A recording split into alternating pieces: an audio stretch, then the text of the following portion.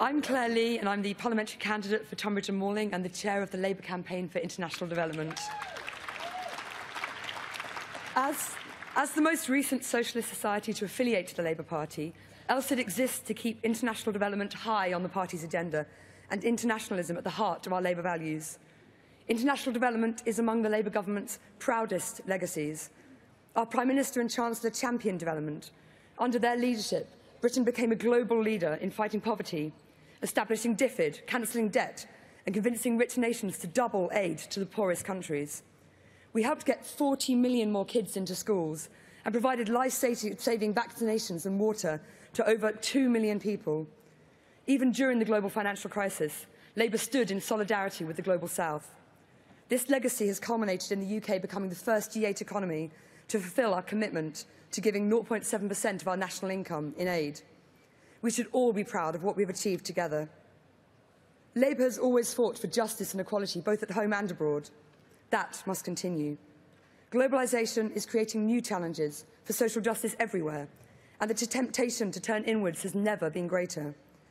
But in a changing world, one thing remains constant. Labour's socialist values of cooperation, solidarity and internationalism are the very values to guide us through these challenges. And one thing is for sure, Conference. The Tory government doesn't get this. Labour and the Conservatives have a different approach to development, precisely because our values are different. Labour believes all foreign policy should help the world's poorest people. The Conservatives believe it's enough to give aid as a form of charity. We believe global interdependence means cooperation is indispensable. They view our international interactions as simply a means to an end. We believe policy, both at home and abroad, should be about fairness and reducing inequality. They believe it's enough to simply pull people over the lowest poverty line. Conference. An activist Britain is vital to creating a world that's not only less poor, but more sustainable, equal and just. And that is why a future Labour government must maintain DFID as a strong, independent department with a seat at the cabinet table.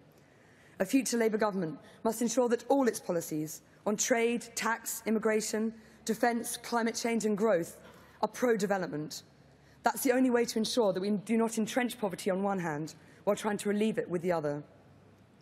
And the next Labour government should again be a global leader in the fight against poverty and injustice. We must build coalitions with countries around the world to fight injustice, instability, corporate abuses, tax avoidance and extreme poverty wherever it exists.